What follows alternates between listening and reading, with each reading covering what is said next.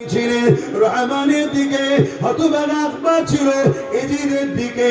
এ যুবকেরা চলে আসো আমার তোমার মোসাদে জামানাল আবু বকর সিদ্দিক দাদা হুজুর পীর কেবলা ছিলেন রহমানের দিকে, পিঠে হুকুমা ছিল ইবলিস শয়তানের দিকে। আজকে দিনে তুমি আমার কাছে চলে আসো, বলো দেখি তুমি আমি যদি রহমানের দিকে হই, মনে রেখে দিও আলহামদুলিল্লাহ ইনশাআল্লাহ আমি আব্বাস সিদ্দিক রহমানের দিকে, হোসাইনের দিকে। আজকের জালিমগুলো এরা হলো ইবলিস শয়তানের দিকে। তোমরা রহমানের দিকে যদি থাকতে চাও, আজকে নবীর খানদান গোলাম জানতে চায়, আমার দিকে কারা রয়েছে হাত তুলে তাকাও। আকে লড়াই হবে, আমরা হলাম রহমানের দিকে, আর যারা এমন করে জালিম তারা হলো ইবলিস শয়তানের দিকে। আল্লাহ হাতকে কবুল করে বলুন আমিন।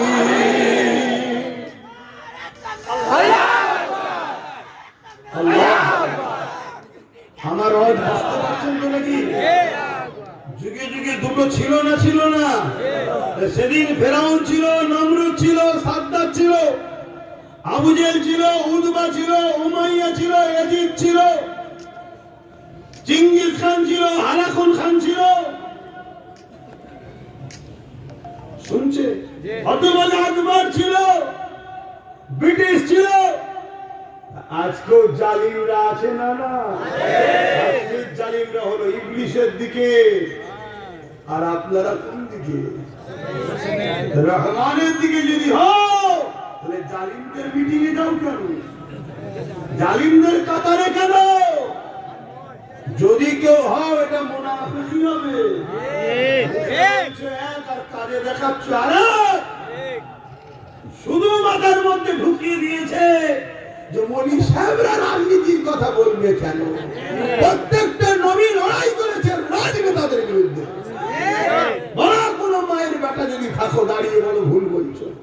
নমরুদ ছিল পৃথিবীর রাজা, রাজনীতির লোক নয়? তার বিরুদ্ধে ইব্রাহিম নবী লড়াই করেছে না করেন? ফেরাউন ছিল মিশরের রাজা, রাজনীতির লোক নয়? কিন্তু ছিল জালিম, তার বিরুদ্ধে মুসা নবী লড়েছে। আবু জেহেল, উতবা, সাইবা, রোম, পারস্য সুপার পাওয়ার তখন তারা ছিল, তাদের জুলুমের বিরুদ্ধে আমার রাসূলুল্লাহ লড়েছে না লড়েনি? তাহলে বলো, ইমাম আযম নোমান বিন সাবেত, আবু হানিফা হুজুর, তিনি তিনার সময় রাজ শক্তি জালিম শাসকের বিরুদ্ধে লড়াই করেছে। হযরতে মুজাদ্দিদ আল পেসানি ভারতবর্ষের মুগলে আজম বাদশাহ আকবরের বিরুদ্ধে লড়াই করেছে। কেন? জালিম ছিল। কথা মাথায় ঢুকছে? তাহলে আজকে যেগুলো আছে, এই জালিমদের বিরুদ্ধে আমাদের লড়তে হবে না? কিন্তু লড়তে গেলে কি বলছেন? দরকার নেই বাবা, দরকার নেই। জান্নাত কি এমনি এমনি হবে? কি ভাবছো? এই তো কত লোক মরে গেল, কি সুন্দর জানাজা হলো, কি সুন্দর জানাজা হলো। কবরে কি হচ্ছে দেখতে যাচ্ছ? কবরে কি হচ্ছে দেখতে যাচ্ছ? যদি ভালো কাজ করলেই জান্নাত শুধু পাওয়া যাবে, তাহলে ইমামে হোসাইন পাকের থেকে ভালো কাজ কে করবে? কি দরকার ছিল এই জীবের অন্যায়ের বিরোধী করার? না বিরোধী করবে, না ছোট্ট বুকের উপরে ঘুমানো বাচ্চা সুকাইনা হুজুরকে রেখে না শহীদ হতে হবে। এবং ইয়াজিদ বলেছিল, অফার দিয়েছিল, দরকার হয় তুমি মদিনা মক্কা নিয়ে নাও, আমার বিরোধী করোনি। হোসাইন পাক কি বললো? না, একজন সারাবি, চরিত্রহীন, জালিম, সন্ত্রাসের হাতে যদি হোসাইন হাত দেয়, নানার উম্মত ধ্বংস হয়ে যাবে। আমি জান দিয়া পছন্দ করি, জালিমের সঙ্গে হাত মিলানো পছন্দ করি না। তাই ইমাম হোসাইন পাকের মাথা মুবারকের আলোচনা অনেক হয়েছে, হোসাইন পাকের হাতের আলোচনা কেউ শুনেছেন? আল্লাহ হাতকে কিন্তু ঠিক হিফাজত করে দিয়েছে। জোরে বলুন সুবহানাল্লাহ। হাত মিলাইল হোসাইন পাক। সেদিন হাতে হাত দিয়ে সাপোর্ট সিস্টেম ছিল, আর এখন টিপ সুইচের সিস্টেম। ব্যাপারটা কি? আইন যত সময় যাচ্ছে মানুষ আপডেট হচ্ছে, আমাদেরকে একটু বুঝতে হবে না কি হচ্ছে। মুসলমান দাবি করো, যেখানে সেখানে চলে যাচ্ছ, ঠিক আছে, চলো দুনিয়ার স্বার্থে, একে অপরের সঙ্গে মিশেছো, কিন্তু কেউ যদি আমার দিনের বিরুদ্ধে দাঁড়ায় তার সঙ্গে সম্পর্ক করা যাবে না। কত কষ্ট করে ইসলাম এসেছে। তোমাদের এই এলাকা পাঁচলা, তাই তো? পাঁচলা এই এলাকায় ইসলাম এত সহজে আসেনি। কত পাহাড় সামনে দাঁড়িয়েছে, কত সাগর, কত তুফান, হালাকু খানের মতো সুপার পাওয়ার যারা মুসলমানদেরকে মেরে মেরে মুসলমানদের রক্তে দাজলা নদীর পানিকে লাল করে দিয়েছে। চিঙ্গিস খান যারা মুসলমানদের মেরে মেরে এই মাথার কল্লাগুলোকে কেটেছে, ইটের বিনিময়ে মাথাকে সাজিয়ে সাজিয়ে রাজমহল তৈরি করেছে, এত মুসলমানকে মেরেছে। তারপরে তোমার এই পাঁচলা ইসলাম এসেছে। তুমি ইসলামের যদি উপকার করতে না পারো, ইসলামের ক্ষতি করবি, ইসলামের ক্ষতি করবি। আজকে কেন্দ্র সরকার গায়ে জোর দিয়ে সংবিধান বিরোধী ওয়াকফ কানুন তৈরি করছে। কটা মসজিদে এখন আলোচনা হয় ওয়াকফ নিয়ে? বলো, কটা মসজিদে আলোচনা হয়? কটা মাহফিলে আলোচনা হয় ওয়াকফ নিয়ে? সব ভুলে গেছে, সব ভুলে গেছে। আর সামান্য যদি মায়ের পেটের ভাই তোমার 1 টাকা জায়গা মেরে নাই, 40 বছর ধরে তোমরা মামলা চালাও। খোদার ঘরের জন্য, মসজিদ মাদ্রাসার জন্য আমরা উম্মত আজকে কোনো আমাদের দায়িত্বহীন কাজ করছি, কোনো দায়িত্ব নেই মনে হচ্ছে। তা আল্লাহ আমাদের দায়িত্ব নেবে কেন? আল্লাহ কেন আমাদেরকে জালিমদের হাত থেকে বাঁচাবে? এই জন্য তো আমরা সারা দেশ জুড়ে দুনিয়ায় মার খাচ্ছি। এই কারণে আসো, সংগঠিত হও, ঐক্য হও। কাউকে মারার জন্য নয়, কারো মিটাবার জন্য নয়।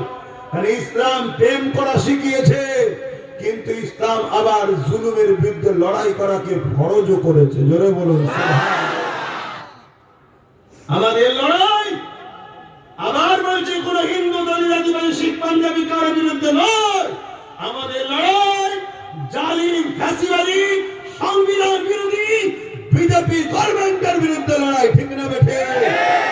কেন তুমি দেশ চালাবার নামে দেশ তো বিক্রি করে ফেললে, মানুষকে চাকরি দিবার নামে মানুষকে তো ভিখারি বানিয়ে দিলে, আর মানুষকে এত বোকা বানাবে, মানুষ হালাল খাদ্য খাওয়া ছেড়ে দিয়ে মুরগি পর্যন্ত খাওয়া শুরু করে দিয়েছে।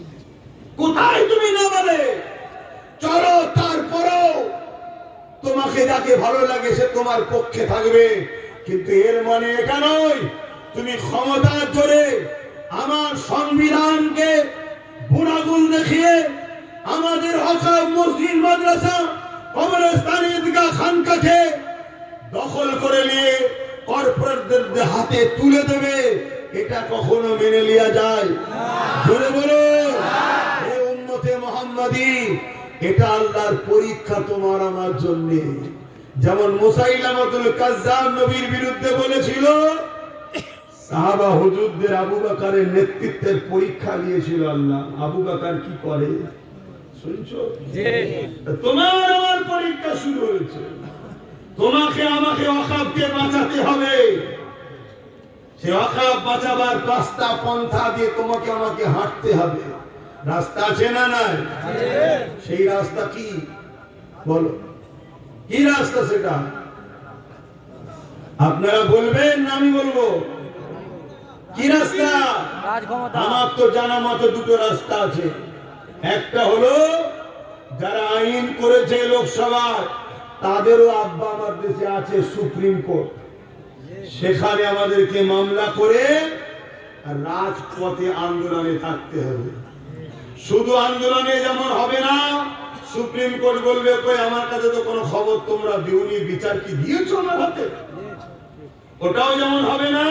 আর বিচার দিয়ে কম্বলের মধ্যে ঢুকে ঘুমোলেও হবে না। রাজপথে থাকতে হবে, আন্দোলনে থাকতে হবে। আমি হুজুর আমার কতটুকু ক্ষমতা আছে, প্রতিদিন মাহফিলে গিয়ে ওয়াকফে আলোচনা আমি করি। এতে জলসা কমিটি যদি বেজার হয়ে যায় তো জলসাকে আমি সালাম করি, তো জলসা দরকারই আমার। প্রত্যেকটা জায়গায় আমি আলোচনা করি, এক কথা প্রত্যেক জায়গায় বলি। তোকে ঘুমোতে দিলে হবে না। কেন তুমি আমি সুপ্রিম কোর্টে কেস করেছিলাম বাবরি মসজিদের জন্য, ঘুমিয়ে পড়ার জন্য রায় আমার পক্ষে থাকার পরও পেলাম না। কেন তারাও তো মানুষ, সুপ্রিম কোর্টে যারা বিচারক আছে তারাও তো দেখবে যে যার জন্য আমি লড়তে যাব আমার বউ বাচ্চা রয়েছে, তারাই তো ঘুমাচ্ছে, আমার কি দায়ী পড়েছে। আর তুমি আমি যখন সংবিধানের দায়রের মধ্যে থেকে তুমি আমি যখন আন্দোলন জারি রাখবো, সুপ্রিম কোর্টের বিচারকরা ভাববে এরাও আমার দেশেরই তো সন্তান, এদের উপরে বেইনসাফি যেন না হয়। আমাকে যখন দিয়েছি ইনসাফ করা দরকার, রিস্ক নেবে।